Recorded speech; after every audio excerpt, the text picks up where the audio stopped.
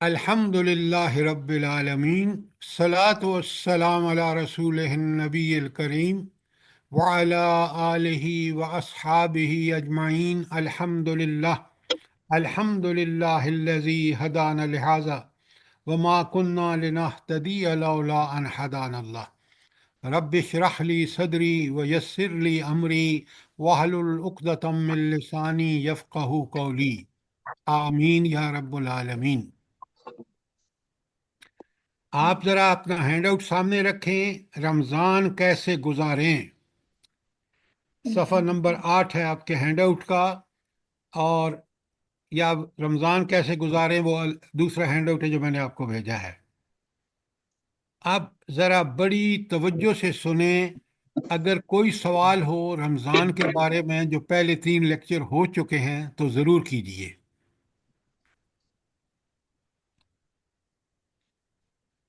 آپ لوگوں نے اچھی طرح سمجھا ہوگا کہ قرآن جو اللہ تعالیٰ کی نعمت عظمیٰ ہے، سب سے بڑی نعمت کائنات کے لیے۔ صبا وہاب صاحبہ آپ کا مائک آن ہے، تو لہٰذا سب سے جو اہم چیز ہے وہ ہے قرآن۔ کیوں؟ ان ھذا القرآن یہدی للتی ہی اقوم، سب سے سیدھا راستہ وہ جو آپ نماز میں دعا مانگتے ہیں، اہدنا الصراط المستقیم، اس راستے کی تفصیلات کہاں پر ہیں؟ قرآن مجید۔ قرآن مجید میں۔ لہذا قرآن مجید کو جس نے چھوڑ دیا اس نے سیدھے راستے پر نہیں چلے گا تو قیامت کے دن دنیا میں بھی ذلیل ہوگا، جیسے آج مسلمان ہو رہے ہیں، کیونکہ انہوں نے قرآن کو چھوڑ دیا۔ اور آخرت میں اللہ تعالیٰ جب فیصلہ فرمائے گا تو صبا وہاب صاحبہ آپ کا مائک ابھی تک آن ہے۔ تو پہلی بات جو بڑی ضروری ہے وہ ہے، کیونکہ قرآن کا مہینہ رمضان ہے، اس کا نزول شروع ہوا شب قدر کو، اور آپ کو ساری تفصیلات آپ سن چکے ہیں، پڑھ چکے ہیں کہ اللہ تعالیٰ نے کس طرح ہر اس چیز کو عظمت عطا فرمائی جو اس قرآن سے جڑی ہوئی ہے۔ رمضان کا مہینہ ہو یا شب قدر ہو یا اللہ تعالیٰ کے اس قرآن سے جڑنے والے لوگ ہوں، ساری فضیلتیں آپ سن چکے ہیں۔ اللہ تعالیٰ مجھے بھی اور آپ کو بھی اس قرآن کی قدر اور اس کے حقوق پورے کرنے کی توفیق عطا فرمائے۔ آج ہم نے دیکھنا ہے، دیکھیں رمضان کیسے گزاریں۔ سب سے پہلے منصوبہ بندی۔ اب میں ایک ایک چیز کو لے کے آپ کے سامنے رکھوں گا۔ یہ منصوبہ بندی کیوں کی جائے بھلا؟ جلدی بتائیں۔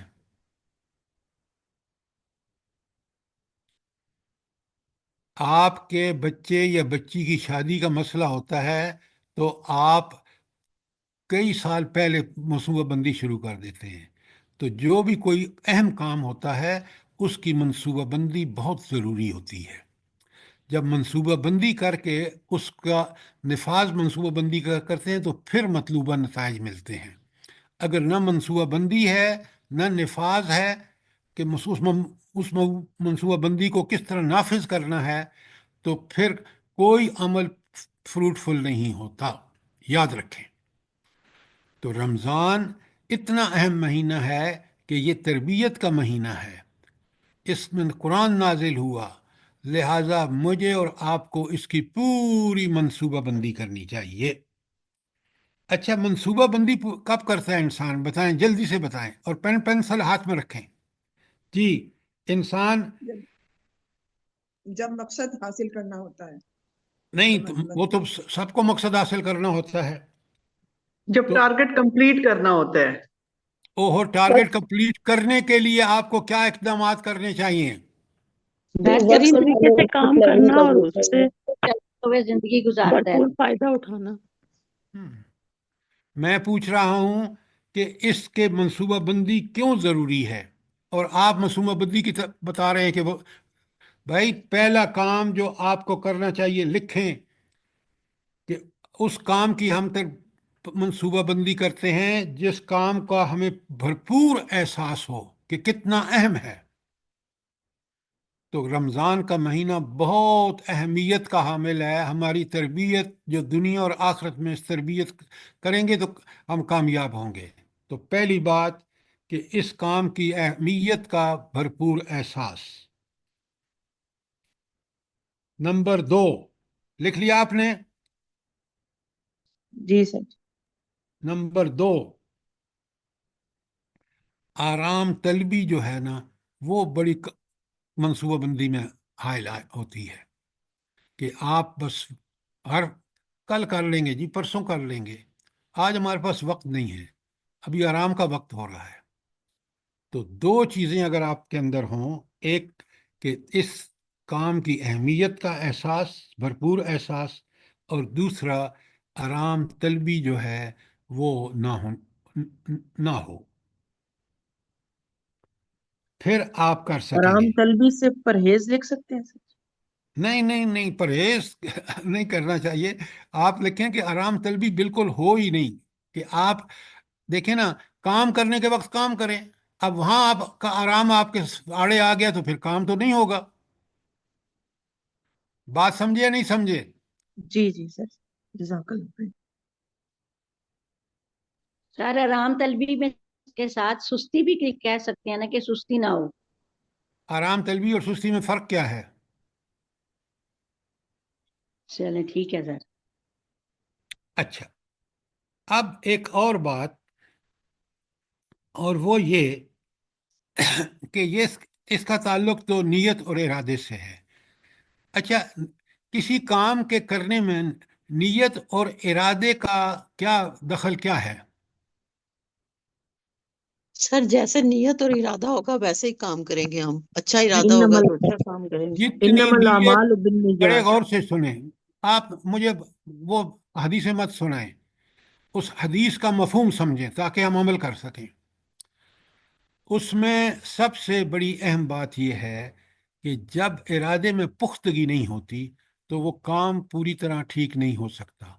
جب پختہ ارادہ ہوتا ہے نا، آپ سفر میں نکلے ہیں نا، آپ نے پہنچنا ہے، گاڑی خراب ہو گئی ہے، بس خراب ہو گئی ہے، آپ فٹافٹ دوسری بس لیتے ہیں. کیوں؟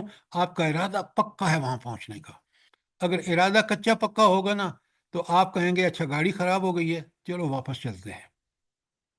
تو پہلی بات جو ہے، آپ دیکھ رہے ہیں نیت و ارادہ کے پیج 8 پر، نیت اور عزم سمیم، پکا عزم جو ہے کہ بغیر منصوبہ بندی نہیں ہو سکتی.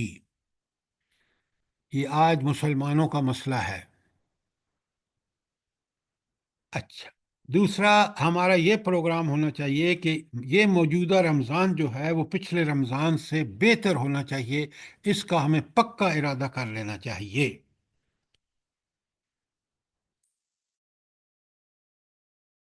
کیا کرنا چاہیے؟ شریعت کی پابندی کا مکمل ہمارے سامنے ہو کہ ہم نے شریعت کی ہر حال میں پابندی کرنی ہے، کیونکہ یہی اللہ کی رضا ہے، اسی میں اللہ کی رضا ہے. اور فریضہ اقامت دین. اچھا، یہ فریضہ اقامت دین کیا ہے؟ پہلے میں اچھی طرح سمجھوں گا تو پھر اس کی بات پورا کروں گا. سنیں، فریضہ اقامت دین یہ ہے کہ دین کو قائم کرنا پہلے اس 6 فٹ کے جسم پر. پہلی بات کہ میں اپنی ذات میں دین پر کی مکمل پابندی کروں. نمبر 2، میرا گھر بھی اقامت دین کے نفاذ کا سب سے بڑا میرا مسئلہ ہے کہ پورا دین، اس کے سارے شریعت جو ہے قرآن و سنت، وہ میرے گھر میں نافذ ہونا چاہیے. اور پھر اصلی کام جو کرنے کا ہے، جب یہ 2 کام میں کر لوں گا تو تیسرا کام ہوگا کہ اس دین کے غلبے کے لیے بھرپور کوشش کروں.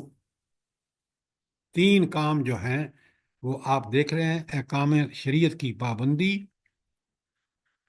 اور فریضہ اقامت دین. فریضہ اقامت دین، پہلے دین میرے اس جسم پر پوری طرح نافذ ہو، میرے دل و دماغ پر گہری علم اور عمل کا نمونہ ہو، اور پھر میں اس کو اپنے گھر میں نافذ کروں. گھر میں نافذ کرنے کے بعد میں اس کو، اب ہم دین کے نعرے تو لگاتے ہیں لیکن ہمارا خود اپنا 6 فٹ کے جسم پر وہ دین نافذ نہیں ہوتا. بہت قیمتی ہے یہ ہینڈ آؤٹ آپ کا. اچھا، آگے پیج نمبر 9 پر ہے منصوبہ بندی کیوں. اعلیٰ اور ارفع مقاصد اہداف کے حصول کے لیے منصوبہ بندی بہت ضروری ہے، اور منصوبہ بندی مناسب اور مکمل ہونی چاہیے. آپ نے شیخ چلی کا واقعہ سنا ہے؟ اگر بچپن میں نہیں سنا تو آپ سن لیں. جی سر جی، سر بچپن میں پڑھا کرتے تھے. کہ اس نے کہا میں پہلے انڈے سے مرغی نکالوں گا، مرغیوں کو بیچوں گا، پھر میں اپنی کوٹھی بناؤں گا، پھر آگے کارخانہ چلاؤں گا. اب وہ یہ منصوبہ جو تھا وہ ایک شیخ چلی کا تھا، اس نے کسی چیز پہ عمل نہیں کیا. تو وہ انڈے سے بچے نکالنا اور بچے کو پھر بیچنا، اور پھر وہ سارا کچھ، وہ سارے کا سارا ایک شیخ چلی کا منصوبہ تھا جس پہ کبھی عمل نہیں ہوا. تو یہ جو منصوبہ بندی ہوتی ہے نا، یہ ایسی ہونی چاہیے جو مناسب ہو، اچیویبل ٹارگیٹس ہوں، اور پھر اگر منصوبہ بندی پر صحیح عمل نہ کیا جائے اور اس کو نافذ نہ کیا جائے تو پھر بھی وہ ناکام ہوتی ہے. تو اس کا مطلب ہے کہ منصوبہ بندی ٹھیک ہونی چاہیے، نمبر 2، اور اس کو روبہ عمل لانے کے لیے آپ کو ٹھیک پوری کوشش کرنی چاہیے تاکہ آپ کو وہ نتائج حاصل ہو سکیں. یہ ہے منصوبہ بندی کا نیٹ شیل میں خلاصہ. بات کلیئر ہے؟ سوال؟ کوئی سوال؟ الحمدللہ. سر جی، حکمت عملی کا تعین اور نفاذ، اس جی، کو تھوڑا آپ نے جو بنائی ہے، منصوبہ بندی کی ہے، وہ تو کاغذ پر ہے نا. جی اب اس کو آپ نے عمل میں ٹرانسلیٹ کرنا ہے. یہ ہے اس کا عملی تعین کہ کیا کام کون کرے گا، کس طرح کرے گا. ظاہر ہے میں نے ہی کرنا ہے، اور پھر اس کرنے کے عزم کے ساتھ اس کو نافذ بھی کریں. رزلٹ تو نفاذ کے بعد ملیں گے. اب بات سمجھ آ گئی؟ جی جی سر جی، جزاک اللہ خیر. اچھا، اب دوسرا ٹاپک ہے کہ اس میں یہ جو رمضان اپنی تربیت کے حوالے سے روزے کی حفاظت. اب یہاں 5 چیزیں ہیں، میں ان کا خلاصہ بیان کر رہا ہوں کہ روزے کی حفاظت کے سلسلے میں ہم کوئی ایسا عمل نہ کریں جس عمل سے روزہ خراب ہوتا ہو، روزہ ٹوٹ جاتا ہو. وہ 5 چیزیں کیا ہیں؟ بڑے غور سے سنیں. نمبر 1، غیبت بالکل چھوڑ دیں، اور ایسی چھوڑیں کہ غیر رمضان میں بھی نہ کریں. یہ ہے آپ کی پہلی امام دارمی کی حدیث کہ روزہ توڑنے سے مطلب غیبت وغیرہ میں ملوث ہونا. دوسری حدیث بخاری کی ہے، جس نے جھوٹ بولنا اور اس پر عمل کرنا تو اس پر عمل کرے تو اللہ تعالیٰ کو اس کے روزے کی کوئی حاجت نہیں کہ وہ کھانا پینا چھوڑ دے. تو روزے کی حالت میں نہ آپ جھوٹ بولیں گے اور نہ اس پر عمل کریں گے، تاکہ آپ کا روزے کی حفاظت پھر ہوگی. اگر جھوٹ بولنا جب گناہ کبیرہ کر لیا، روزہ ختم. دیکھیں نا، ہم بڑی چھوٹی سی بات سمجھتے ہیں. کبھی آپ سوچیں کہ اگر میں گھر میں ہوں اور اپنے بیٹے سے کہہ دوں فلاں بندہ آیا ہے، وہ مجھے بتاتا ہے، میں کہتا ہوں اس سے بول دو کہ گھر میں نہیں ہے. اب میرا بیٹا خود کل کہے گا کہ یہ میرے باپ کا عمل ہے، تو اس کی تربیت کر رہا ہوں یا میں اس کو تباہ کر رہا ہوں، اس کی وہ خراب کر رہا ہوں.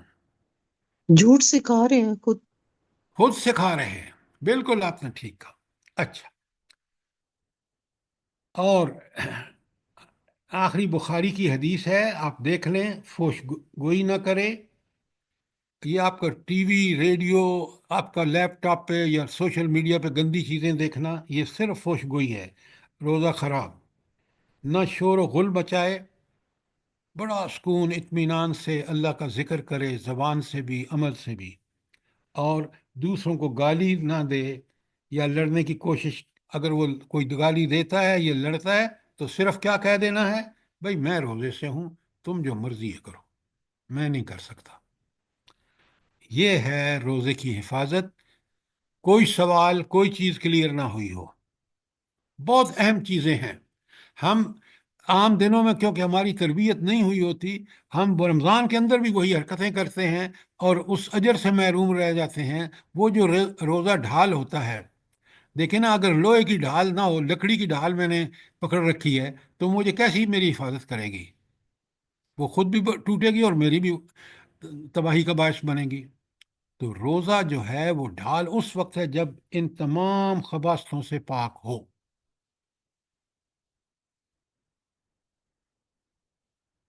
بات کلیئر ہے؟ الحمدللہ سر۔ اچھا، اب ایک اور نیچے حدیث ہے بڑی زبردست، مسند احمد اور نسائی کی حدیث ہے، اور اس میں اللہ تعالیٰ فرماتے ہیں، بڑے غور سے سنیے، روزہ اور قرآن بندے کے لیے قیامت کے دن سفارش کریں گے۔ روزہ کہے گا، اے رب، میں نے اسے دن میں کھانے اور پینے سے روکا تھا، اور قرآن کہے گا، میں نے اسے رات کے وقت سونے سے روکا تھا۔ تو اب مجھے آپ یہ بتائیں کہ دن میں آپ کھانے پینے سے تو بند ہو جاتے ہیں، رک جاتے ہیں، لیکن اگر یہ اوپر جو 5 چیزیں ہیں وہ آپ نے کی تو گیا روزہ ختم، اور وہ روزہ آپ کے لیے بجائے سفارش کرنے کے اللہ کے ہاں وہ آپ کا وبال مشکل بن جائے گا۔ بالکل اسی طرح قرآن آپ نے نہ پڑھا، اگر پڑھا، نہ سمجھا، نہ اس پر عمل کیا، تو اگر قرآن کے میں نے 600 ختم کر لیے رمضان میں، اور نہ میں نے قرآن کی تعلیمات کو سمجھا، نہ ان پر عمل کیا، آپ مجھے بتائیں، خود بتائیں مجھے کہ وہ قرآن جو میں نے اس طرح پڑھا ہے وہ میرے لیے باعث ثواب ہوگا یا باعث عذاب ہوگا؟ باعث عذاب۔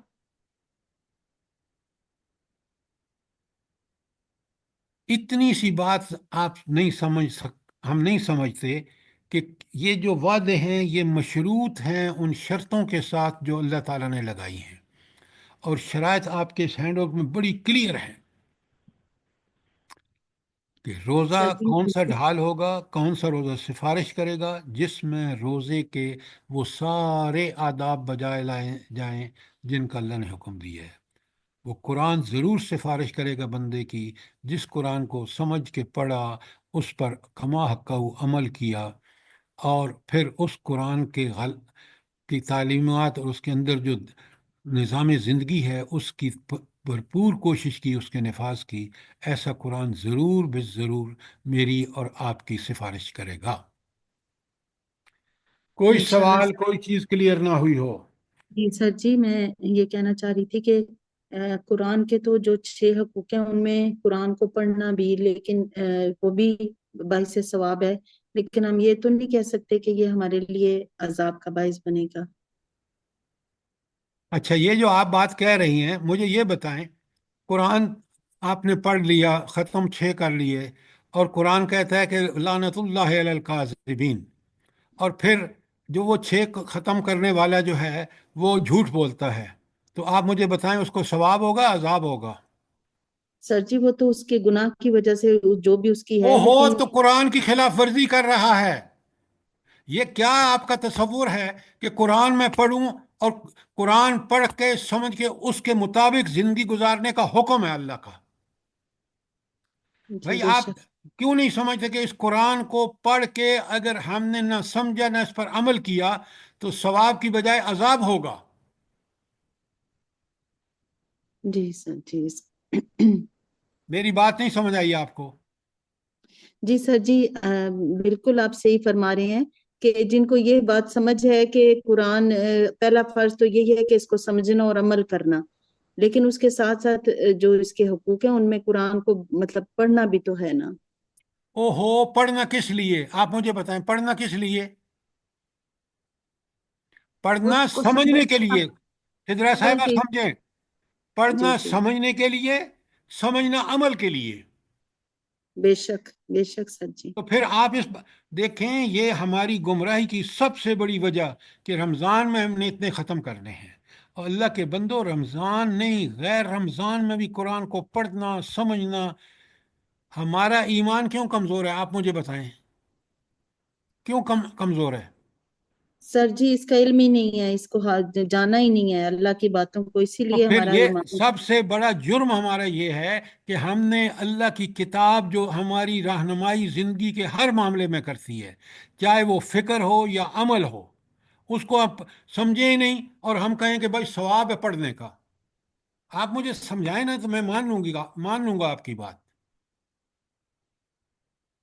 باقی ہر چیز میں ہمیں پتہ ہے کہ عمل سے زندگی بنتی ہے، جنت بھی جہنم بھی. بات سیدھی سی ہے. قرآن پڑھ کے اس کے خلاف عمل کیا، وہ باعث عذاب ہوگا. اور وہ اس لیے باعث عذاب اور زیادہ ہوگا کہ میں نے قرآن پڑھا، میں نے پڑھا کہ لعنت اللہ علی الکاذبین، اور پھر نعوذ باللہ میں نے جھوٹ بولا، تو لعنت تو ہوگی. قرآن کے نے حکم دے دیا. پوری طرح سمجھیں پلیز. یہ جی میں ایسے موقع نہ نکالیں جو آج امت کر رہی ہے، اور ذلت اور پستی آپ دیکھ رہے ہیں. رمضان تربیت کا مہینہ ہے. اچھا، آپ دیکھیں کتنی پیاری بات ہے. اللہ تعالیٰ فرماتے ہیں کہ من قام رمضان ایمانم و احتسابا، جس نے ایمان اور احتساب کے ساتھ رمضان گزارا. اب کیا مطلب ہے اس کا؟ بتائیں مجھے، ایمان اور احتساب کا مطلب. سر ایمان لا کے پھر اپنی حساب بھی دینا ہے اللہ کو، اکاؤنٹبلٹی. پتہ نہیں آپ کیسی باتیں کر رہے ہیں. روزہ تمام رکھا. بری عادات پلیز تمام بری عادات آپ میری چھوڑ بات کے سنیں. اس وقت رمضان مہینہ آیا، آپ نے پورے ایمان کے ساتھ، پورا ایمان کیا ہے؟ توحید، رسالت، آخرت کو کما حق کا یقین کر کے، اور آپ نے احتساب کے ساتھ روزہ رکھا. احتساب کیا ہے؟ کہ روزے کے درمیان وہ جو 5 پیچھے آئی ہیں چیزیں جو روزے کو خراب کرتی ہیں، ان میں سے کسی ایک پر بھی عمل نہیں کیا. روزے کو بالکل اپنی تربیت کا بہترین بندوبست کیا. تو اس لیے جب یہ روزہ ہوگا تو اللہ تعالیٰ فرماتے ہیں میں اس کے سارے گناہ، ہاں، اس کے پہلے گناہ بخش دیے جائیں گے. کتنا بڑا اعزاز ہے. لیکن اگر میں نے روزے میں نہ غیبت چھوڑی، نہ جھوٹ چھوڑا، مکمل وہ جاری رکھا، تو مجھے بتائیں، آپ خود بتائیں اس حدیث کی روح سے. یہ متفقن علیہ ہے، بخاری کی بھی حدیث ہے اور مسلم میں بھی ہے. نبی کریم صلی اللہ علیہ وسلم نے جو برحق فرمایا، اب آپ خود سوچیں، 1000 دفعہ سوچیں. آپ مجھے یہ بتائیں، آپ اگر بازار جاتے ہیں نا، آپ مجھے بتائیں جوں جوں رمضان قریب آ رہا ہے کیا ہو رہا ہے بھلا؟ بازاروں میں کیا ہو رہا ہے؟ رش ہو رہا ہے سر. رش ہو رہا ہے. رش ہو رہا ہے، اور چیزیں روز مہنگی ہو رہی ہیں. کیا یہ رمضان کا یہ سبق ہے کہ آپ چیزوں کو مہنگائی کرتے چلے جائیں، کرتے چلے جائیں؟ نام کی کھجور جو ہے وہ 5.5، نام کی کھجور کہہ رہا ہوں، 550 کلو ہے. کہاں مر گئی ہے حکومت کہ اس کو ریٹس کا پتہ بھی نہیں ہے کہ ملک لوگ کس طرح کھانا مشکل ہو رہا ہے. صحیح بات ہے سر. اچھے خاصے لوگ پریشان ہو رہے ہیں، مطلب ہم حیثیت والے بھی ہم اپنے پریشان ہیں. کرتوتوں کی وجہ سے پریشان ہو رہے ہیں. اللہ پریشان نہیں کرنا چاہتا. اللہ نے تو ہمیں جی سر. صاف سیدھا راستہ بتا دیا جس پر چل کر ہم بہترین انسان بن سکتے ہیں. اب ذرا ان آیات کو سمجھیے. اچھا، یہ تو تھی نا کہ اللہ تعالیٰ نے کہا کہ روزہ بھی سفارش کرے گا. کون سا روزہ؟ وہ روزہ جس کی تربیت کے لیے جہاں ہم سب بیٹھے ہیں، سمجھ رہے ہیں. اور سب سے بڑی فضیلت والی نماز، نفل نماز کون سی ہے؟ تہجد کی نماز. اچھا، اب آپ مجھے بتائیں، رمضان دن بدن سردیوں میں آ رہا ہے، رات کافی لمبی ہے. اور یہاں فرض جو تہجد کی رکھتے ہیں نا، وہ آپ اپنی سہولت، سہولت وہ نہیں جس کو آپ سہولت کہیں کہ بھائی میں تو ایک دو ہی پڑھوں گا، نہیں، کم از کم 4 پڑھیں۔ اور اللہ تعالیٰ فرماتے ہیں، دیکھیں مسلم کی حدیث ہے، افضل الصلاۃ بعد الصلاۃ المکتوبہ الصلاۃ فی جوف اللیل، یہ جو تہجد کی نماز ہے نا، یہ سب سے عظمت والی نماز ہے فرض نماز کے بعد۔ اب 4 خصوصیات آپ کے نیچے لکھی ہوئی ہیں، ہینڈ آؤٹ اچھی طرح پڑھیں سمجھیں تاکہ اس کو اچھا۔ یہ پہلے تو صالحین کا طریقہ یہ رہا ہے، نمبر 1۔ نمبر 2، قربت الہی کا فضیلہ وسیلہ ہے۔ یہ قربت الہی کیا چیز ہے؟ اللہ سے محبت زیادہ بڑھ جانا، جب اللہ کو یاد کریں گے سچی نیت سے، عمل سے، تو اللہ کی محبت دل میں اور بڑھتی جائے گی، بڑھتی جائے گی، بڑھتی جائے گی۔ اللہ کی محبت بڑھے گی تہجد کی نماز ادا کرنے میں۔ یہاں حدیث ہے، آپ دیکھ رہے ہیں، 4 فائدے ہیں، ترمذی کی حدیث ہے کہ صالحین کا طریقہ ہے اور صالحین کو اللہ جنت عطا فرمائے گا۔ نمبر 2، قربت الہی کا فضیلہ ہے، وسیلہ ہے ساری، اور نمبر 3، گناہوں کو مٹانے والی ہے، اور نمبر 4، گناہوں سے روکنے والی ہے، معاصی گناہوں سے روکنے والی ہے۔ یہ 4 فضیلتیں نماز تہجد کی ہیں۔ آپ میں سے جو پڑھتے ہیں نا، ان کو چین نہیں آ سکتا جب تک وہ تہجد کی رات اٹھ کے تہجد نہ پڑھے۔ فرض نمازیں مسٹ ہیں، اس میں کوئی رعایت نہیں ہے کہ یہ پڑھ کے چھوڑ دیں، نعوذ باللہ، نہیں، وہ ان کی فضیلت اپنی جگہ وہ فرض ہیں، لیکن نفل نوافل میں سب سے بہتر تہجد کی نماز ہے۔ رمضان میں ضرور اس کو شروع کیجئے اور رمضان کے علاوہ اس کو جاری اور ساری رکھیے۔ کوئی سوال؟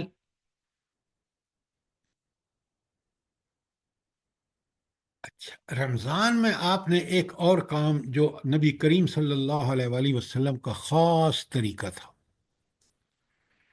ویسے تو آپ کو اچھی طرح پتہ ہے کہ یہ جو اللہ کے راستے میں خرچ کرنا ہے، انفاق فی سبیل اللہ، زکوٰۃ اس کے فرض کی حیثیت سے ہے، لیکن مومن جو ہے وہ ہر آن اور ہر حال میں اللہ کے راستے میں خرچ کرنے کے لیے کوشش کرتا ہے، بھرپور کوشش کرتا ہے۔ اس کا فائدہ کیا ہے بھلا؟ صحیح صحیح بتائیے۔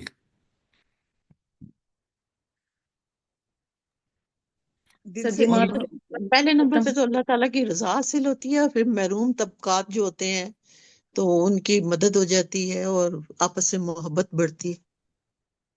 اچھا، پہلی بات، آپ کی بات ٹھیک ہے، لیکن بڑے غور سے سنیے۔ مان پاک ہو جاتا ہے۔ اب آپ پہلی بات سنیے، جہاں نماز، اقامت نماز کا حکم آیا ہے، وہیں انفاق فی سبیل اللہ کا آیا نہیں آیا؟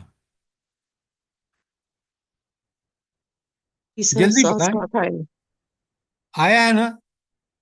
جی بالکل سر۔ سر۔ اب جی سنیں، سر، سورہ فاتحہ میں بھی آیا ہے۔ اب بڑے غور سے سنیں، اگر نماز کی اقامت میں گڑبڑ کی، بندہ حقوق اللہ ادا نہیں کر سکتا۔ کیوں؟ حقوق اللہ وہی ٹھیک ٹھیک ادا کرے گا جو اقامت نماز کا حق ادا کرے گا۔ پہلی بات، کوئی اس پہ آپ کو شک ہے جو میں نے بات کہہ رہا ہوں؟ نہیں سر، بالکل بالکل صحیح۔ اپنی نماز کو اقامت نماز بنائیے، انشاءاللہ آپ پر دین پر عمل کرنا بہت آسان ہو جائے گا۔ وہ جو سورہ مومنون میں 11 آیات ہے نا، پہلی شروع کی کس سے ہوتی ہے؟ قد افلح المومنون الذین هم فی صلاتهم خاشعون، خشوع اور خضوع والی نماز، اور آخر میں آتا ہے وہ علی صلواتہم والذین یحافظون۔ والذین هم صلواتهم یحافظون۔ تو اپنی نماز کی حفاظت، خشوع اور خضوع والی نماز، اور اس نماز کی آپ حفاظت کریں، 5 وقت ٹھیک وقت پر، مرد جماعت کے ساتھ، اگر مشکل ہو تو ٹھیک ہے، سفر میں وغیرہ ہو تو اس پر اللہ نے آسانیاں پیدا کر دی ہیں۔ یہ 2 کام کر لو، تم پورے دین پر عمل کرنا آسان ہو جائے گا۔ اب آ جائیے زکوٰۃ یا انفاق۔ انفاق اور زکوٰۃ میں فرق کیا ہے، جلدی بتائیں۔ سر زکوٰۃ تو فرض ہے نا، تو اگر زکوٰۃ کا صدقات نصاب کے نفل۔ مقابل ہے تو زکوٰۃ فرض ہے۔ آپ ذرا بڑی اچھی طرح سمجھیں ان چیزوں کو۔ پہلی بات، انفاق ایک جنرل ٹرم ہے، اس میں صدقہ، خیرات، زکوٰۃ سب کچھ آ جاتا ہے۔ تو انفاق کی ایک قسم زکوٰۃ ہے جو فرض ہے کہ سال بھر جو مال آپ کے پاس ہے اس پر آپ کو زکوٰۃ دینا لازم ہے۔ تو زکوٰۃ، انفاق جنرل اصطلاح ہے، اور زکوٰۃ جو ہے وہ اسپیسیفک خاص اصطلاح ہے۔ اب بات سمجھ آ گئی ہے؟ زکوٰۃ الحمدللہ۔ سال میں ایک دفعہ فرض ہے، اور انفاق ڈپینڈ کرتا ہے کہ اللہ نے آپ کو کتنا مال دیا ہے۔ اور اس مال کو بڑے غور سے سنیں، جب آپ اللہ کے لیے خرچ کرتے ہیں تو اس کا مطلب ہے کہ آپ مال کو اللہ کا دیا ہوا مال سمجھتے ہیں۔ آپ کو مال سے محبت کم ہے، اور اللہ تعالیٰ جس نے مال دیا اس سے محبت زیادہ ہے، اور اسی کے راستے میں آپ خرچ کر رہے ہیں۔ یہ بہت بڑی اللہ تعالیٰ کی عنایت ہے۔ تو مال خرچ کرنے والا حقوق العباد میں کوئی بھی کمی نہیں کر سکتا۔ کیوں؟ اس نے اس کا ثبوت پہلے اپنے مال میں سے اللہ کا حق ادا کر دیا، لوگوں کی مدد کر دی، تو اب وہ جو بھی حقوق العباد باقی ہیں وہ آسان ہیں اس کے مقابلے میں یہ جو انفاق فی سبیل اللہ ہے۔ تو نماز سارے کاموں کو آسان بناتی ہے، بالخصوص حقوق اللہ کو۔ اور اسی طرح انفاق فی سبیل اللہ دین کے سارے کاموں کو آسان بنا دیتا ہے، اور بالخصوص حقوق العباد۔ اب بتائیے کوئی سوال جو کلیئر نہ ہو تو۔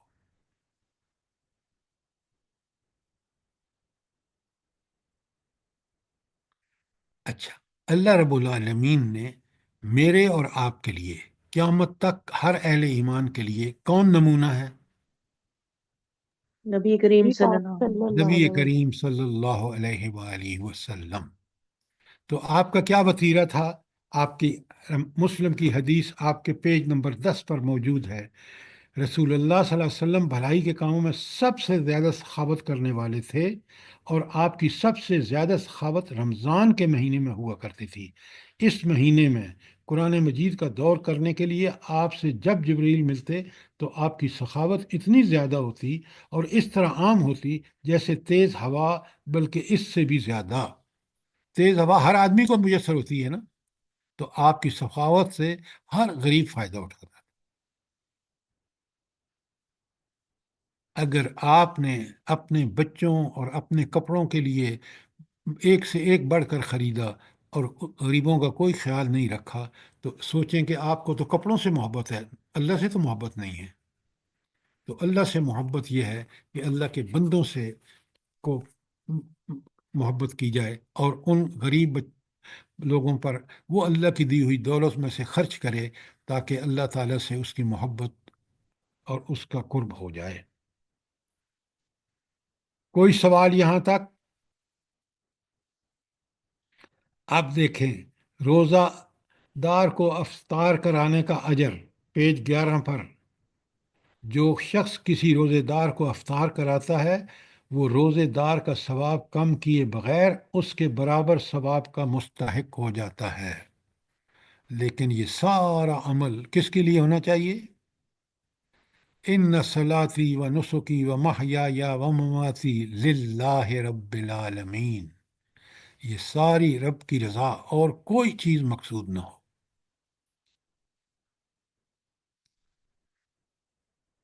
پھر دیکھیں، اچھا یہ جو روزے میں اتنا بڑھا کے آپ نے حدیث پیچھے پڑھ کے آئے ہیں کہ بھئی فرض نمازوں کا 10 گنا جواب اللہ تعالیٰ اجر دیتا ہے، اور ہر نفل نماز جو ہے، نفل کی ادائیگی جو ہے وہ فرض کے برابر ہوتی ہے اس مہینے میں۔ یہ سب کچھ کیوں ہے بھلا؟ روزوں یہ کی فضیلت کی وجہ سے، یہ اللہ کے ہوتے اس اپنے اس اجر اللہ نے اپنے اس قرآن مہینے پاک کے نزول کی وجہ سے سر۔ اچھا، جو وجہ جو کچھ بھی ہو، یہاں پتہ لگتا ہے کہ انسان کی مغفرت کے لیے اللہ نے یہ رمضان کا مہینہ، یہ اعتکاف، یہ روزے داروں کا اجر، یہ انفاق فی سبیل اللہ، یہ ہر عمل کس قدر بڑھ جاتا ہے، یہ اللہ تعالیٰ نے انسان کی بخشش کے لیے کتنی اپنی رحمتوں کا جو ہے وہ بندے پر نچھاور کی ہیں۔ یہ دیکھیں، ذرا غور فرمائیں کہ روزے دار کا اجر، اس کو بھی پورا اجر ملے گا جس کا آپ روزہ کھلوائیں گے، آپ کو اس کے روزے کے برابر اجر مل جائے گا۔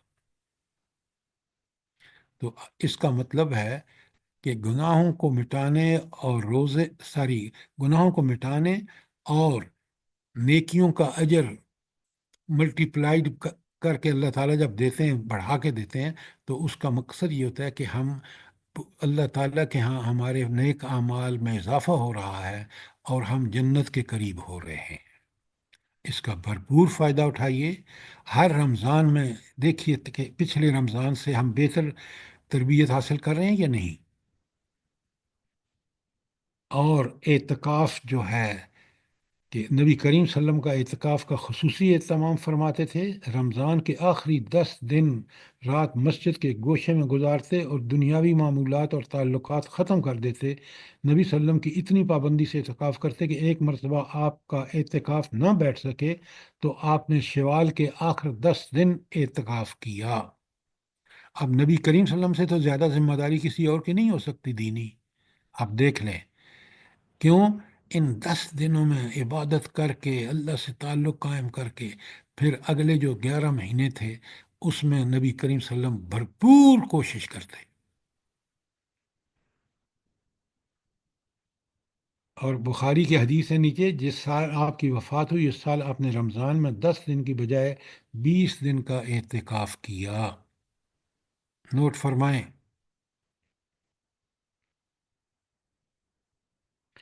متفقن علیہ حدیث ہے نیچے، آخری عشرے میں اہل و عیال کو عبادت کے لیے خصوصی ترغیب دیجیے۔ جب رمضان کے آخری 10 دن شروع ہوتے تو رسول اللہ صلی اللہ علیہ وسلم عبادت کے لیے کمر بستہ ہو جاتے، راتوں کو جاگتے اور اپنے اہل و عیال کو بھی جگاتے۔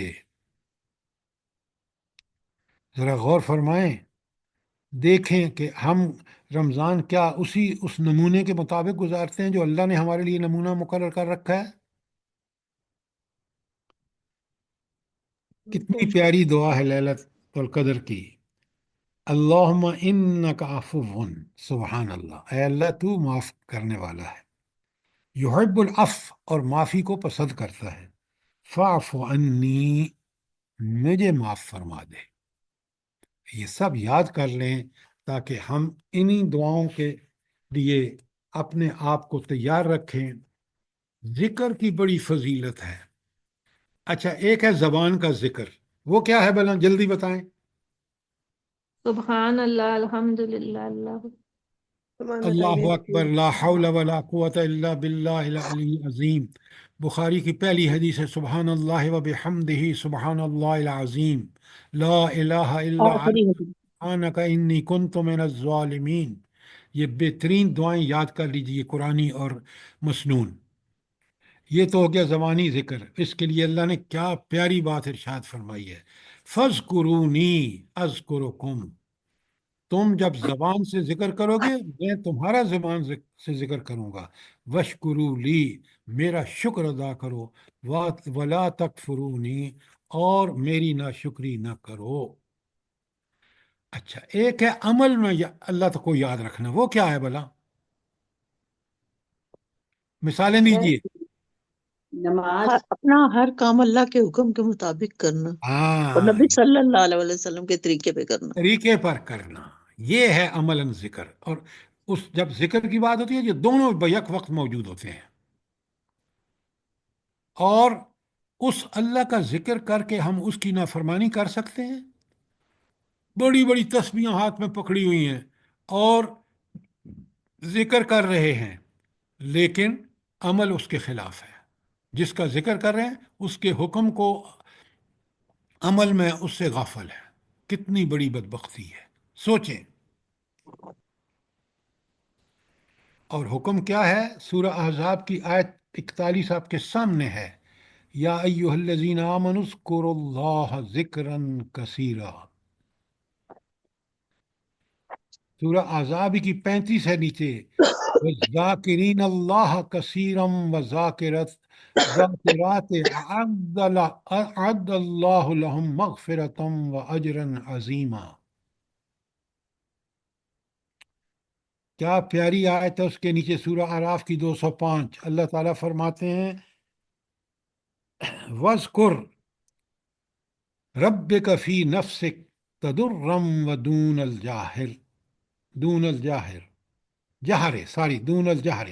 کہ سر جی آپ پیچھے وہ بھی دل ہے میں ذکر کریں اور بلند آواز سے. کوئی اللہ تو آپ کے دیکھیں، ہمیں اس ذکر سے کس کو اللہ کے ساتھ جوڑنا ہے؟ اپنے دل کو، تاکہ ہم اللہ کی یاد میں اس سے محو ہوں. گویا اللہ تعالیٰ ہی کی یاد ہمارا مقصد تھا. اور اس کے بعد کہا کہ بالغدو والآصال ولا تقم من الغافلین، اور صبح شام ذکر کرو اور غافلوں میں سے نہ ہو جانا.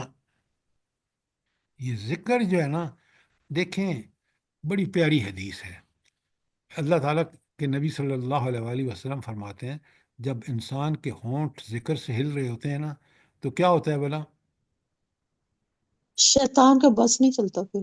ہاں، شیطان بھاگ جاتا ہے کہ یار یہ بندہ، اس پہ کوئی وقت ضائع کرنے والی بات ہے، یہ تو اللہ کا کے ذکر میں مصروف ہے.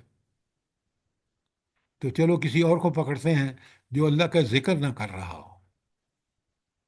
تو اس لیے رمضان میں کثرت سے اللہ کا ذکر کیجیے.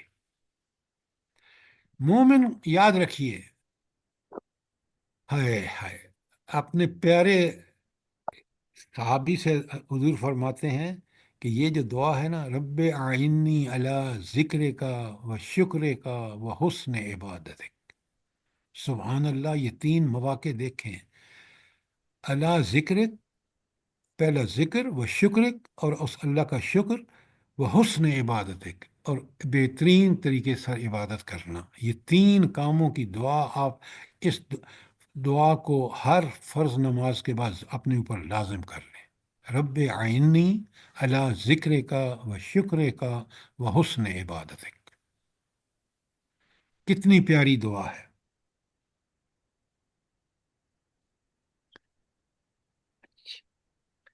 اب آپ دیکھیں، ایک کمال کی نیچے دعا ہے. پہلے تو زندہ کون اور مردہ کون؟ اس شخص کی مثال جو اپنے رب کو یاد کرتا ہے اور جو اپنے رب کو یاد نہیں کرتا زندہ اور مردہ کی طرح ہے. یاد کرنے والا، ذکر کرنے والا کیسا ہے؟ زندہ. چاہے وہ قول سے کر رہا ہو، زبان سے کر رہا ہو یا عمل سے کر رہا ہو، وہ ہے زندگی کا حق ادا کر رہا ہے. اور یہ تو غافل، جو ذکر سے غافل ہے، وہ مردہ ہے. وہ تو اللہ کی مرضی پر چل ہی نہیں رہا. تو زندگی تو وہ ہے جو زندگی اللہ کے لیے ہو. اچھا، ایک بات آپ کا ٹیسٹ ہو رہا ہے ذرا. نیچے بقرہ کی 186 ہے، وَإِذَا سَأَلَكَ عِبَادِي أَنِّي فَإِنِّي قَرِيبٌ أُجِيبُ دَعْوَةَ الدَّاعِ إِذَا دَعَانِ. جب بندہ مجھ سے سوال کرتا ہے تو میں اس کے بالکل قریب ہوتا ہوں. اجیب دعوت، اس کی دعوت کا جواب دیتا ہوں، اس پر ایکشن لیتا ہوں. اذا دعانے، جب وہ مجھے پکارتا ہے. اچھا، اس آیت میں یہ جو بقرہ کی 186 آپ کے سامنے ہے، اس میں خاص بات کیا ہے؟ ایک نقطہ ہے بڑا زبردست. فإني اگر آپ قریب جی، فإني قریب ہائے ہائے ہائے ہائے، اور یہ جواب نہیں ہے. सर जब दो इबाद शराइत भी हैं। यानी अजीब दावत। जी। इबाद यानी अल्लाह ताला कहते हैं मेरे बंदे। ओ हो, ये सारी सर जब बातें हम छोड़ के वो सिर्फ अल्लाह असल को बात की पूछते हैं, तरफ आए। अजीब सर दावत दान इदा दान। सर फिर हम अल्लाह ताला सर को दो पूछते शराइत के साथ है, फल यस्तजीबू ली वल युमिनू भी।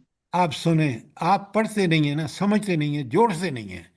हालांकि आपको अल्लाह ने शौक और शौक दिया है, लेकिन उस शौक और शौक की तस्कीन जब होती है, देखें, आप जहाँ भी पढ़ें कुरान में, वह यस अलून का, और ये आपसे सवाल करते हैं, तो अल्लाह ताला किस तरह आगे जवाब देते हैं, कुल, इनको कहो।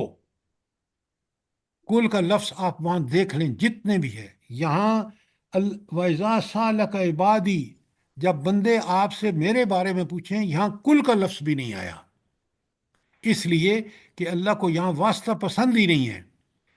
अल्लाह फौरन कहते हैं, जब सवाल करते हैं मेरे बारे में, फ़इन्नी करीब, कुल भी नहीं कहा, मैं बिल्कुल करीब होता हूँ।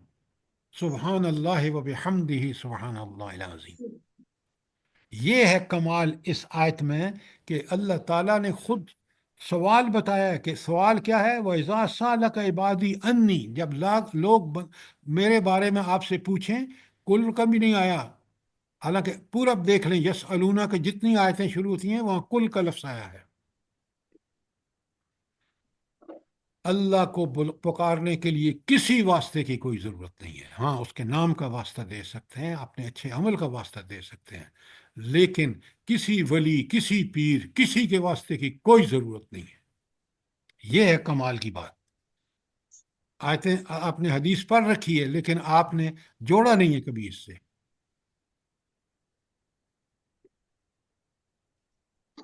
बात समझ आई है कि नहीं आई? ठीक है जी, अल्लाह अल्हम्दुलिल्लाह। ताला नीचे सूरह मोमिन की आयत का एक टुकड़ा है, अल्लाह अकबर। कभी सोचें तो सही, कभी गौर तो करें। अल्लाह उदऊनी, मुझे पुकारो, अस्तजिब लकुम, मैं मैं तुम्हारी अपनी दुआ दुआ को दूंगा, कबूल करूंगा। जवाब दूंगा। अच्छा, आप मुझे एक बात बताएं, अल्लाह तो वादा कर रहा है कबूल करूंगा, हमारी तो बहुत सारी दुआएं हैं वो कबूल होती ही नहीं है, या कई दुआएं हैं जो कबूल नहीं होती, तो फिर ये सर आयत जी वो कुछ, आखिरत में जखीरा हो जाए। आखिरत में वो जखीरा हो जाती हैं या हमारे हक में बेहतर नहीं होती है, इसलिए अल्लाह ताला उसकी जगह कुछ और। हाँ, एक्सीलेंट एक्सीलेंट, वो दुआ हमारे हक में बेहतर नहीं होती, अगर बेहतर होती तो अल्लाह ज़रूर कबूल फरमा लेते। और अगर कोई दुआ दुनिया में कबूल नहीं हुई, तो आखिरत में अल्लाह इतना अजर देगा उसका, कि बंदा क्या कहेगा, कि काश काश मेरी मेरी कोई दुआ दुनिया में कबूल कोई ना दुआ होती। ना कबूल होती।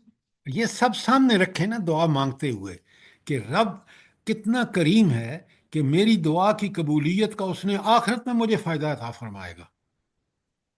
कभी सोचा नहीं आपने? गौर किया करे, कुरान की हिकमतें, अल्लाह की बात की हिकमतें इतनी ज़्यादा हैं कि हम सारी ज़िंदगी सोचते रहें तो वो एक से एक बढ़ के सामने आएगी।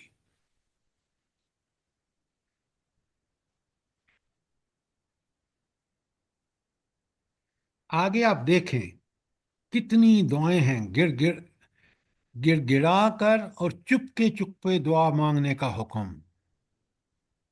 ये कैफियत आपको हासिल होनी चाहिए। दुआ हासिल इबादत है, अद्दुआ हुवल इबादा। क्या मतलब है दुआ हासिल इबादत है, या दुआ ही इबादत है? क्या मतलब है इसका? जल्दी बताएं। दुआ अल्लाह से जोड़ देती है। ये कोई जवाब नहीं है। सर सर जी इबादत का एक तरीका है दुआ। नहीं, ये नहीं सर जवाब। दुआओं में तकदीर में जो खराबी लिखी होती है वो अल्लाह के हुक्म से ठीक हो जाती है। ये सब सुनी सुनाई बातें कर रहे हैं आप। सर जी सूरह फातिहा जैसे कहा गया कि बुरी ओ कबूल हो, छोड़ें इस बात को। दुआ आप सर सुने दुआ गौर से, मांगो आप गौर से इबादत सुने। जरूरी है। यही तो मसला है, आपने एक सुनाई बात है वो चलाए जा रहे हैं। दुआ इबादत है, या दुआ इबादत का मग़ज़ है, उसका असल मफहूम ये है कि इबादत का मतलब है इंतहाई आजिज़ी। نماز کیوں عبادت ہے؟ آپ ساری دعائیں دیکھ لیں، سارے آپ سجدہ رکوع قیام دیکھ لیں، انتہائی عاجزی کی کیفیات جو ہے وہ عبادت کہلاتی ہے۔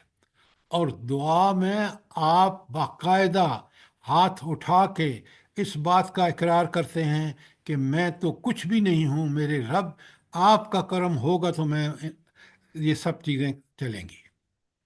تو دعا عبادت ہے یا دعا عبادت کا مغز ہے؟ اصل میں دعا کے اندر جو آپ کیفیت اپنی آپ کی ہوتی ہے، جس طرح آپ مانگتے ہیں، جس طرح اللہ کو ہی داتا سمجھتے ہیں، اور آپ بہترین سوالی بن کر، غلام بن کر، یہ ہے عبادت کا مغز دعا ہے، کہ دعا میں آپ کی وہ حالت ہوتی ہے جو عبادت کا صحیح سامنے پہلو آتا ہے۔ اب بات سمجھ آئیے؟ جی جی سر۔ سر۔ دعا مومن کا ہتھیار ہے۔ سبحان اللہ، کیا بات ہے نبی کریم صلی اللہ علیہ وسلم کی۔ اس لیے ہتھیار ہے کہ اگر آپ کا رب سے کوئی چیز آپ کو بچا لیتی ہے تو دعائیں ہیں جو آپ رب کے حضور کرتے ہیں، اور پھر مصیبتوں سے بچ جاتے ہیں۔ اس لیے یہ ہتھیار ہے۔ دعائیں ہلاکت سے بچا لیتی ہیں۔ دعاؤں سے مصیبتیں دور ہو جاتی ہیں۔ پھر ساری رمضان کی دعائیں آپ کے سامنے ہیں، آپ کے ہینڈ آؤٹ میں موجود ہیں، اور آپ اس کو پڑھیے۔ سید الاستغفار بھی موجود ہے، تقوی اور تزکیے کے لیے دعا بھی موجود ہے، افطار کرنے کی ساری دعائیں موجود ہیں۔ یہ مکمل ہینڈ آؤٹ ہے آپ کا رمضان کے بارے میں۔ اس میں ساری چیزیں کسی درجے میں آ گئی ہیں۔ پورا احاطہ تو ممکن نہیں تھا، لیکن جتنا ممکن تھا وہ سب ہو گیا ہے۔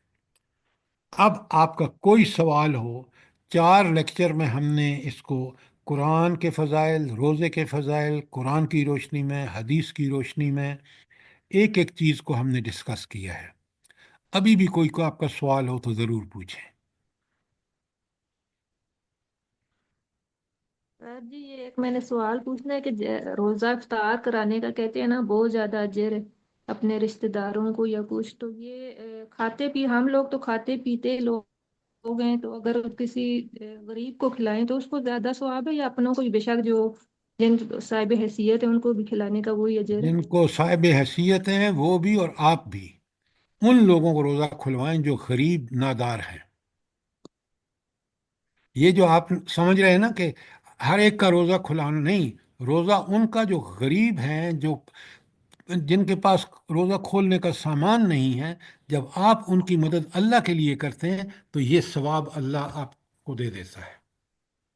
سر روزوں میں لوگ مسجدوں میں بھی افطار کرواتے ہیں، وہ ٹھیک ہے؟ دیکھیے، آپ میکسیمم ثواب چاہیے نا، تو آپ ان غربا کو پہنچائیے جن کے گھروں میں فاقے چل رہے ہیں۔ جی بالکل صحیح تو جی یہ ہے سر، کہ پیکٹ بنا کے رمضان کے شروع میں جہاں تک پہنچا سکتے ہیں۔ بالکل غربا تک، جہاں تک نہیں، غربا تک پہنچائیں جو سر روزے دار۔ بالکل غربا تک۔ بالکل ٹھیک ہے۔ سر جی ایک بات شیئر کرنی تھی، وہ کافی تحقیق کے بعد، وہ جو ہم لوگ زکوٰۃ کے پیسوں سے راشن وغیرہ خرید کے دیتے ہیں یا کپڑے جو بھی سامان، تو وہ انہوں نے کہا ہے کہ قاری عبدالباسط فہیم صاحب جو ہیں، انہوں نے کہا ہے کہ یہ آپ صرف پیسے ان کو دے دیں، مال کا ان کو مالک بنا دیں، آپ یہ چیزیں خرید کے خود سے نہیں دے سکتے۔ یہ بات آپ کی بالکل ٹھیک ہے۔ وجہ یہ ہے کہ آپ نے پن پوائنٹ کر لیا۔ پن پوائنٹ کیسے کریں گے؟ بالکل انٹرویو کر کے آپ سمجھ کے یہ واقعہ تن ڈیزرونگ ہے، پھر اس کو کیش دے دیں تاکہ وہ اپنی ضرورت کے مطابق چیزیں خرید لیں۔ یہ بالکل صحیح بات ہے۔ اس کو مالک بنا دیں، کیونکہ اس کی ضروریات، ممکن ہے اس کو کوئی دوائی کی ضرورت ہو، ممکن ہے اس کو کوئی اور ایسی ضرورت لاحق ہو جو اس کی اس وقت پوری ہو سکتی ہو، تو وہ آپ پیسے سے ہی ہو سکتی ہے۔ وہ غذا جو آپ بھی دیں گے وہ تو اس سے کے لیے اس کھانے کا تو بندوبست ہے، لیکن جو اس کی دوسری ضروریات ہیں تو بہتر یہ ہے کہ پہلے چیک کر کے اچھی طرح پھر آپ اس کو وہ کیش دے دیں تاکہ وہ اپنی ضروریات کے مطابق خرچ کریں۔ السلام علیکم سر۔ وعلیکم السلام ورحمۃ اللہ۔ سر میرا یہ سوال ہے کہ اگر مجھے ٹریول کرنا ہے رمضان کے دوران، تو مسافر تو میں ہوں گی، لیکن آپ کو پتہ ہے کہ ساری فیسلٹیز جہاز میں بھی مل جاتی ہیں، اور جہاں پہ میں نے جانا ہے وہاں پہ بھی مجھے سب چیزیں مل جائیں گی۔ تو اس میں اول کیا چیز ہوگی؟ روزے کو اس کو قضا کر لینا یا روزہ رکھ لینا؟ کس چیز میں بہتری ہے؟ اچھا، اب میں آپ کو بتاتا ہوں۔ دیکھیں، یہ آپ کے سفر کی نوعیت آپ کو پتہ ہے۔ اگر آپ کو، میرے ایک دوست تھے، میرے رشتہ دار بھی تھے، کہنے لگے کہ میں نے روزہ تو رکھ لیا رمضان میں، میں جب پیرس گیا تو اب روزہ کھولنے کے لیے مجھے حلال چیز چاہیے تاکہ میں روزہ کھولوں۔ اس نے کہا کہ مجھے بالکل آ- آتی نہیں تھی فرینچ، اور میں بڑے پریشان ہوا۔ تو گزارش یہ ہے کہ آپ خود فیصلہ کر لیں، اللہ نے آپ کو چھوٹ دی ہے۔ اگر آپ کوئی ایسی ڈیفیکلٹیز سمجھتے ہیں کہ رمضان اس سفر میں آپ کو یہ مشکلات ہیں، تو آپ آسانی سے روزہ چھوڑ کے اور جب بھی فوراً پورا کریں، یوں ہی رمضان ختم ہو جائے تو یہ بندے پر اللہ نے چھوڑ دیا ہے۔ اور میں آپ کو کوئی فتویٰ نہیں دے سکتا کہ نہیں جی آپ ضرور رکھیں۔ یہ آپ اچھی طرح اپنے، اللہ تعالیٰ نے جو آپ کو ایمان کا لیول دیا ہے اس لیول سے آپ چیز جج کر کے فیصلہ آپ کر لیں۔ لیکن جو ہی آپ اگر جو آپ نے روزے چھوڑے ہیں، وہ چاہے بیماری ہے چاہے سفر ہے، ان کو جب بھی صحت ملے تو فوراً کر رکھیں۔ بات کلیئر ہے؟ جی تھینک یو، شکریہ۔ اور جیسے ہمیں لالچ ہوتا ہے کہ جزاک جو اللہ۔ رمضان کا روزہ ہے، جو اس کا ثواب ہے بعد میں رکھیں گے تو وہ تو نہیں ہوگا، تو اس لیے ہم اگر وہ کر لیتے ہیں، روزہ رکھ کے سفر کر لیتے ہیں تو صحیح ہے نا؟ کیونکہ سر وہ والا سفر جو اس زمانے میں تھا جو آج ہو رہا ہے، آسانی تو ہے نا اس سفر میں؟ بھائی آپ دیکھیں، یہ اتنا جنرلائز نہ کریں نا۔ مثلا آپ نے جانا ہے یہاں سے سرگودا، آپ بس یا گاڑی میں جا رہے ہیں، کوئی روزہ چھوڑنے کی ضرورت نہیں ہے۔ کیوں؟ آپ پاکستان میں سفر کر رہے ہیں، نماز کا بھی بندوبست ہے، گاڑی رکے گی، گھر پہنچ جائیں گے، قضا بھی کر سکتے ہیں، تو وہاں یہاں تو ہے۔ لیکن جب آپ باہر سفر کر رہے ہیں، پھر آپ کو سوچنا چاہیے کہ میں روزے کے تقاضے پورے کر سکوں گا۔ اگر وہاں مشکلات ہیں تو آپ چھوڑ دیں، کیونکہ اللہ نے آپ کو اجازت دی ہے۔ سر سب چیز کا انتظام ہوا ہوا وہی ہوتا ہے، ہر فلائٹ میں جو ہے نا نماز کا سر بھی انہوں نے رکھا ہوتا ہے، سر اور اسی طرح افطار سر کا بھی سامان دیتے ہیں باقاعدگی سے نا۔ تو سر وہ جب اسی طرح اگر ہے تو آپ روزہ رکھ لیں، بات جی سیدھی سر سی ہے۔ بالکل سر بالکل۔ اسی طرح جو ہے نا سر، اسی طرح جو سفرانی کی نماز ہوتی ہے سر، جب ہم سفر میں جاتے ہیں تو سر ادھر پھر ہم اگر پوری نماز پڑھیں پھر کہتے ہیں یہ نا شکری میں آتا ہے، ہمیں آدھی نماز پڑھنی ہوگی، یعنی صرف فرض آدھے پڑھنے ہوں گے۔ مجھے یہ بتائیں، جب رب نے آپ کو ایک اجازت دی ہے تو نہیں آپ سر، اس کا پھر ہم فائدہ آدھی ہی اٹھائیں۔ نماز پڑھیں۔ بالکل، اگر واقعی سفر کی حالت میں ہیں آپ، تو جی آپ کو نماز قصر پڑھنی چاہیے۔ جی سر، صحیح سر ہے۔ جی عمر اور رضی اللہ عنہ نے رخصت سے آپ صلی فائدہ اللہ علیہ اٹھانا۔ وسلم سے پوچھا تھا، تو آپ صلی اللہ علیہ وسلم نے فرمایا جب اللہ تمہیں سہولت دے رہا ہے تو تم اس کو کیوں نہیں لینا چاہتے، اس کی نہیں، سہولت کو لے لو۔ میں بھی تو یہی گزارش کر رہا ہوں کہ رب نے جب ایک سہولت دی ہے اس کا فائدہ اٹھائیں، آپ اللہ سے عقل مند نہ بنیں۔ قاری صاحب، اس میں ایک اور میں پوائنٹ ایڈ کرنا چاہوں گی کہ اس میں بیچ میں اگر ہم نے کسی اور ملک جانا ہے تو بیچ میں ٹرانزٹ کا بھی ایک فیکٹر آ جاتا ہے، تو اس میں پھر اس میں ایک وقت کا تعین کرنا کہ کتنے گھنٹے کا روزہ ہوگا۔ اگر فار انسٹنس اگر ٹرانزٹ میں کہیں افطار ہو رہا ہے اور میں کچھ گھنٹے پہلے ہی میں نے سحری کی تھی، تو میرا خیال ہے اس کنفیوژن کو بھی اوائڈ کرنے کے لیے بہتر یہی ہوگا کہ روزہ بعد میں رکھ لیا جائے۔ میڈم بات یہ ہے، اللہ نے آپ کو چھوٹ دے دی، ٹھیک ہے، اب آپ جو حالات بتا رہے ہیں اس میں آپ روزہ چھوڑ دیجئے، بڑی سیدھی سی بات ہے۔ جی ٹھیک ہے، ٹھیک۔ اور سوال کوئی؟ چیزوں کو اتنا کمپلیکیٹڈ نہیں بنانا چاہیے سر، جیسے آپ کہہ رہے ہیں کہ بھائی حکم جو اللہ نے اور نبی کا وہ ہے فرمان، تو اس پہ چلیں بس۔ جزاک اللہ، جزاک اللہ۔ اچھا، کل انشاءاللہ ہم واپس درس پہ چلے جائیں گے جو आगे सूरत पढ़ आपने वो सूरत सूरह शुरू की हुई शुरा है में। जी। तो अब आपके पास ये हैंडआउट मौजूद हैं, कुरान का भी कई सफ़ात पर जो मेरे आपके लिए ज़रूरी हैं रमज़ान और कुरान की तिलावत के हवाले से। और फिर ये रमज़ान की भी पूरी सूरत हाल आपके सामने है। अल्लाह ताला मुझे भी और आपको इन पर ठीक ठीक अमल करने की तौफीक अता फरमाए। आमीन सुमा और आमीन, हम हमारा लोगों को रमज़ान, लादों को भी ये वाला रमज़ान पिछले रमज़ान से अल्लाह ताला बहुत बेहतर बनाए। इंशाल्लाह आमीन इंशाल्लाह। रब्बना आमीन तकब्बल मिन्ना इन्नका अंतस समीउल अलीम व तुब अलैना इन्नका अंतत तव्वाबुर रहीम। आमीन जज़ाकल्लाह। आमीन सुमा आमीन। आप लोगों को भी, सबको अल्लाह पाक हिम्मत तौफीक दे, सर को भी सेहत तंदुरुस्ती के साथ हम लोगों के साथ जोड़े रखे, और हम आमीन लोगों को अमल की तौफीक दे और कबूल कर ले ये हम लोगों का आमीन बैठना और सुनना, और उस पे अमल करने की तौफीक दे परवरदिगार। हम लोगों की आमीन औलादों को भी, तमाम दुनिया के मुसलमानों को जो ये बिखरे हुए हैं और बस भटके हुए हैं दीन के रास्ते से, उनको हदायत का रास्ते पे चलने की तौफीक दे परवर